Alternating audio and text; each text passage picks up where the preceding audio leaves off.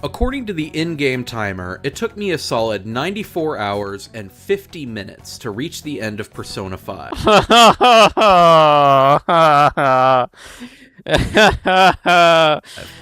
I enjoyed my time with the game. It was well written, I loved the way it's... I was tired of the combat, of the final boss fake-outs, of the final dungeon that took me 8 straight hours in a single day to finish. I love the way it's structured, and it looks and sounds like nothing else on the market.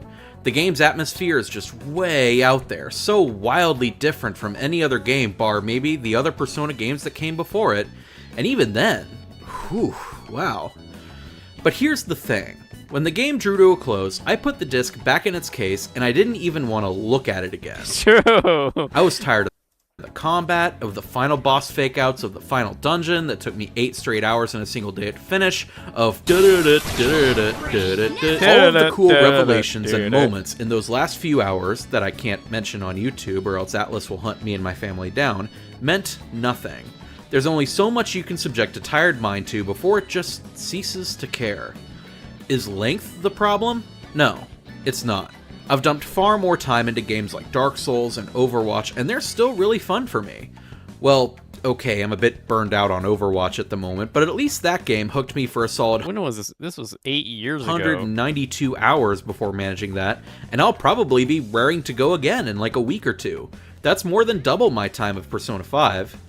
Hell, I'm still finding time here and there to explore a bit more Breath of the Wild. I guess that might have more to do with me. I'm 40 hours in, and I am dreading 60 more hours. Picking up a Switch and being able to play it anywhere now, but even now that I've started a new save file, I'm still finding new stuff, and I'm still engaged. I'm still having fun.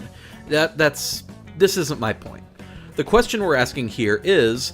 what's the deal with Persona 5 fatigue? No, stop that. The great folks over at Extra Credits coined the phrase awesome per second, which I'll rip off wholly here to explain this conundrum. In fact, I'll admit to ripping off this phrase in the past, see my Phantom Pain review. Basically, by awesome per second, they mean a metric of how often a game is engaging to the player. A phenomenal 2-hour game that draws your attention and engages you 100% of the time is far better and more memorable as a whole than a subpar 50-hour game. This is not to say that long games don't have a place, and not to say that they can't... You know, if I was like a 13-year-old kid, I would love the fact that Persona 5 was so long. But I'm not a 13-year-old kid. And I think gamers nowadays are so much older. They appreciate shorter games that are good. Like Persona 5, I played Yakuza Like a Dragon too. But like grinding in these games is kind of therapeutic. I can understand if you're playing it by yourself and you're like watching a YouTube video and you just need something to like chillax or grind out on. In that case, Persona 5 and Yakuza Like a Dragon kind of fits that little niche, but holy shit, bruh. Oh my god. Can't achieve great awesome rates, if you will. But the longer a game is, the harder it is to keep the player engaged. When it comes to games with really long run times, good... Like, the thing with Persona is that I'm 40 hours in, and I already maxed most of your stats, and... I don't know. It's just like Persona 5 is just kind of a really long soap opera anime cutscene thing, and that's kind of fine. But why does it take so long? Good awesome rates are very rare and very hard to pull off. To date, the only long games I've played to pull this off perfectly are Dark Souls and Deus Ex. They both do it through exceptional level design that always keeps the players thinking, and Dark Souls in particular does it by making every single player decision matter. You make one wrong move in that game and... yeah. So how does this all relate to Persona 5? Well, it turns out that Persona 5's awesome rate is really not great. I think the issue is that the game is divided into one half that I really enjoy, and another half that was cool for a little while but then got on my nerves. The half that I really enjoyed was the real-world segments, where you're deciding how to spend your time, cultivating social links, doing activities, and generally enjoying everything Tokyo has to offer. I love the characters that Atlus sets you up with. They all have interesting problems that you need to solve, and they tie with the dungeon crawling part of the game in really interesting and unique ways. Like, for example, social linking with the local doctor gets you cheaper and better. There's a lot of good things in Persona, like instead of grinding levels with party members in like JRPG combat, they're like, okay, let's create an alternate system where you actually spend time or watch cutscenes, or like you choose to do some things to improve your social link, which then increases your proficiency in combat. That's really cool. That's really good. They have so much experience in doing this as well. So it's like, an alternative to just like killing mobs or whatever. Better healing items. Or if you befriend the shogi player, you learn valuable strategies in battle. Even if the social links weren't well written, which they most definitely are, they would be a good way to incentivize the player to get involved with the game's world on a more social level.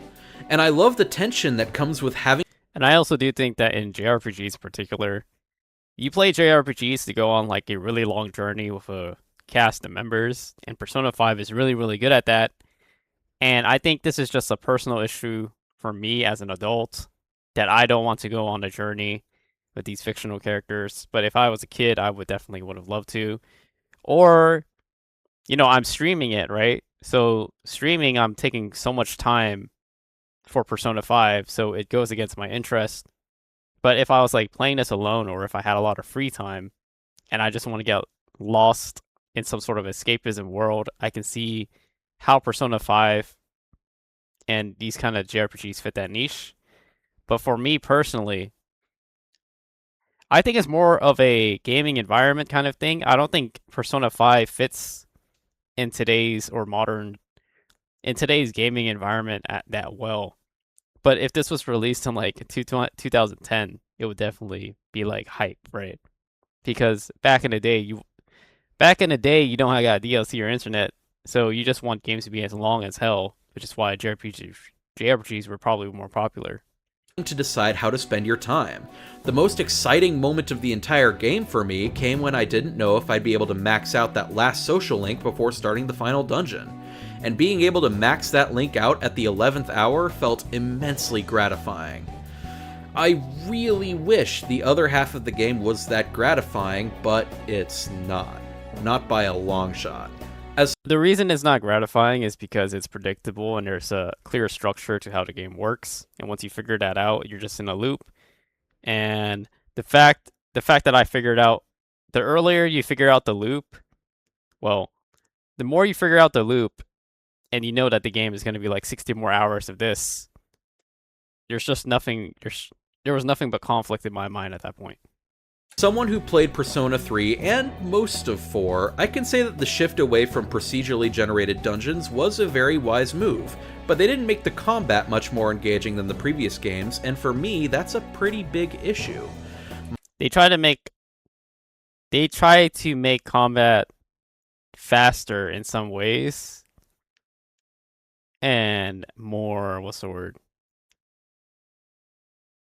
I'm not gonna say accessible, but they tried to make the combat kind of not grindy. It felt like they were trying to speed up the combat. Like, they knew that the player was going to win eventually somehow. Because in most JRPGs eventually you just spam attack if you're strong enough, right? I don't know if that makes sense. Hope you guys know what I'm talking about. But there's lots of mechanics in Persona 5 where it's like... Also, why is the video quality so low? Jesus Christ. My problem. They make a lot of. They added lots of cute gimmicks and stuff for combat to get you through it, rather than just doing it traditionally, I guess. Is that once you figure out the weaknesses of all the monsters in the area, you may as well be done with that area. Yeah, that's true. Every fight beyond that is a waste of time, especially if it's an enemy with a lot of health or defense. You're not in danger, but you're not having a lot of fun dealing with it. The game loop in the combat game loop in Persona 5 is like you figure out the weaknesses, and then once you figure out like it's basically like a puzzle, but the puzzle isn't even that hard to solve. They have like these preset numbers or formations of enemies, and then you just gotta find your loop, your spell rotation with them, and then once you finish that out, you pretty much figure out that formation. So at that point, once you figure out the weaknesses, and this kind of, what's the word? This kind of prevents the grinding mindset because in JRPGs, you just have a bigger number equals bigger better. But instead of that, instead of just like getting a bigger number and just dealing more damage, they have this weakness system. Is it better than just the traditional JRPG? Probably. But then this system also has its own problems. But they designed the dungeons in a way that they're not too long, but not too short. So I think it's kind of fine. But I understand why they did this. What's up, Lucy Bear? Enemies either.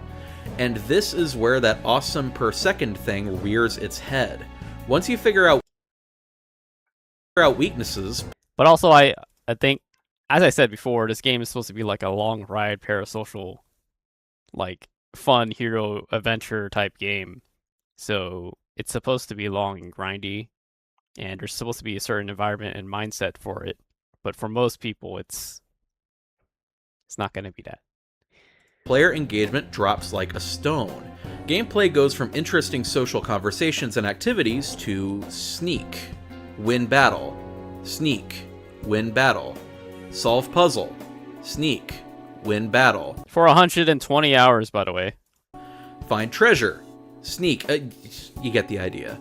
Imagine. And then at this, because the gameplay loop is so consistently the same throughout the entire game, the only variation and the thing that keeps you going is the story, right? I mean that's the whole point. It's the story, but that's what you're just waiting for, the cutscenes and the story to progress. That loop for 8 straight hours in the. And the thing is that in most games, like even Kingdom Hearts or Final Fantasy, the combat mechanics. Well, I guess in Persona it's with your social links, but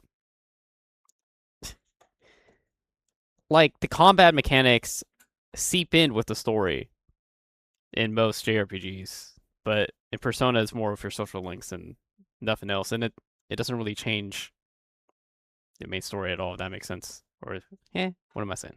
Final dungeon, and you can begin to see where my issues with the game lie.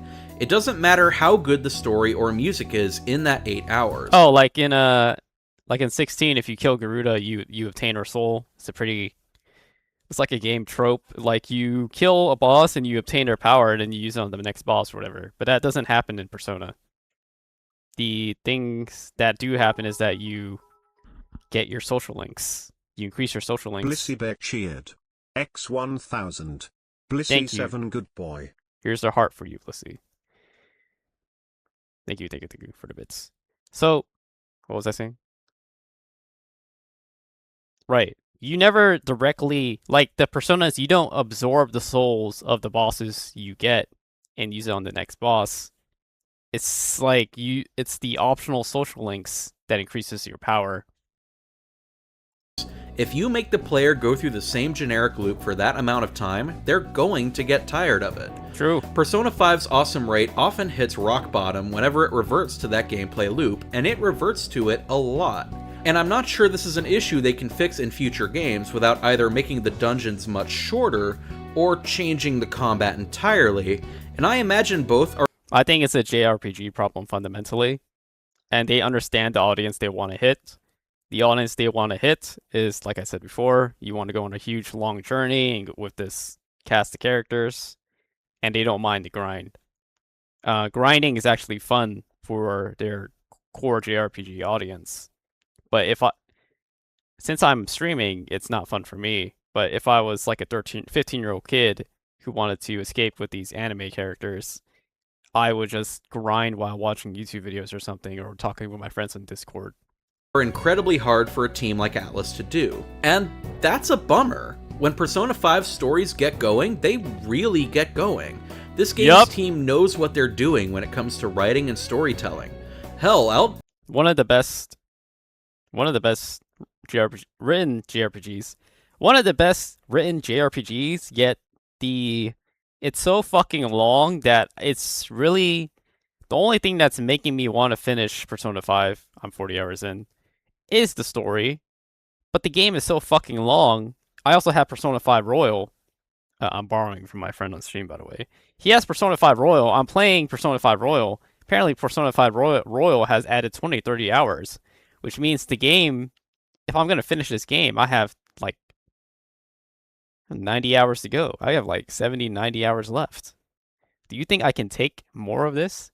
I've been streaming Persona 5 for 5 hours a day. That's going to take me like what? 5 times 10? That's 50 hours, right?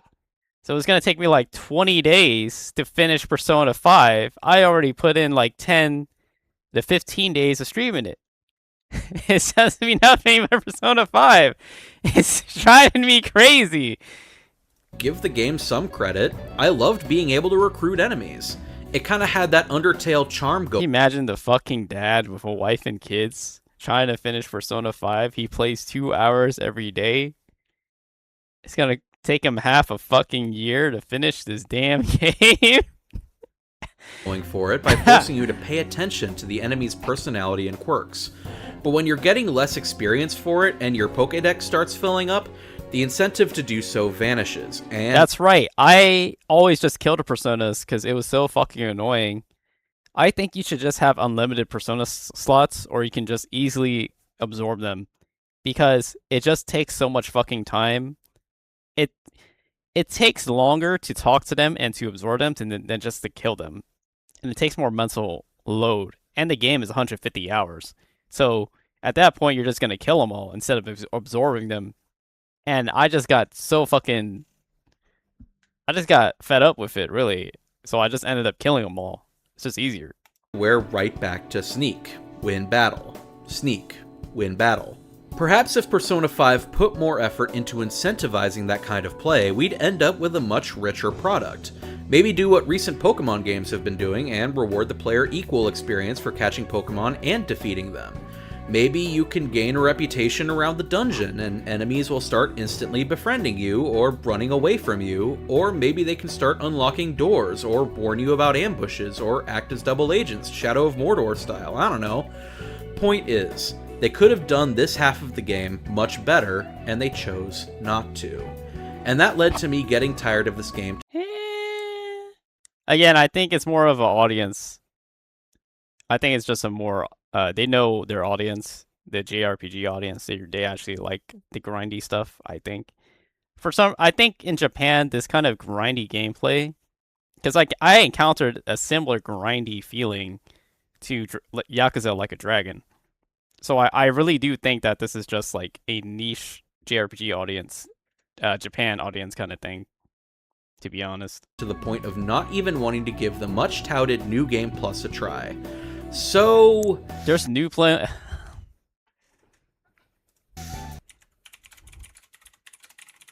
Holy fuck. Oh my god. I've seen people be like, they took like 200 or 300 hours.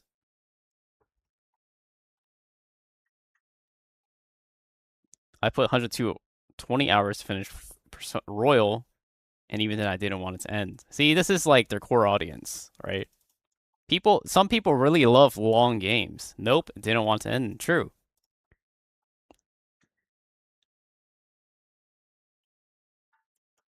Persona 5 playtime. See, 156 hours. You end at 156 hours. You played 150 plus. Clocked in 110. 100% at like what, 360 hours? 226 the first playthrough. Playthrough was 108. Jesus fucking Christ. That's the deal with Persona 5 fatigue. Still a great game, still lots of things to love, but it burned me out very easily. Oh man, it burned me. I'm burned out. I'm not even halfway and I'm burned out. I'm getting a lot of negative comments for this, aren't I?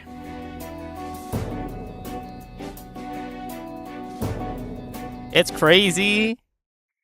Like, I love mine too Persona 5, but I dread playing it. It's like it feels like it's like you're in a relationship with a girl and you love her, but every time you spend time with her, you feel so suffocated. That's how I feel right now. I love her so much, but every second with her, I can't stand it. It's so tragic, actually. It's sad if you think about it that way. That's how I feel about Persona 5. Like, holy shit, bro.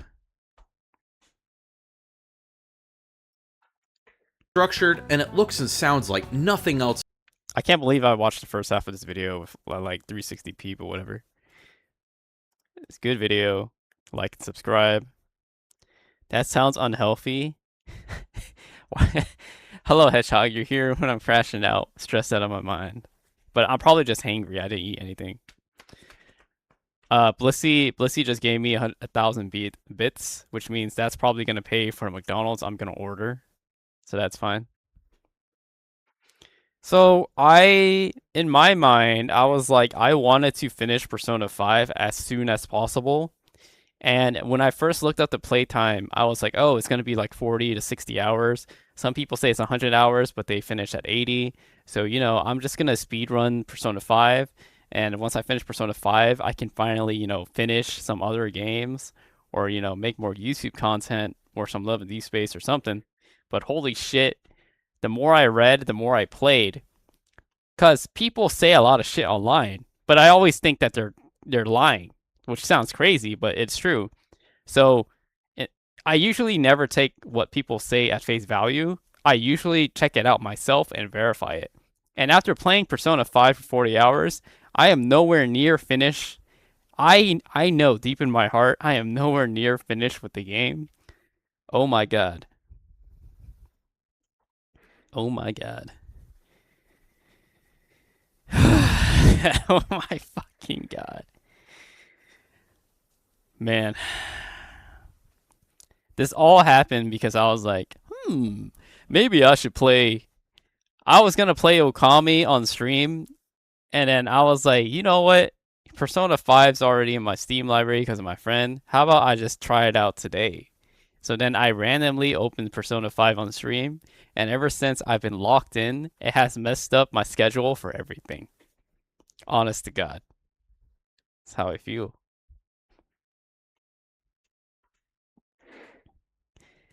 I need to chill out.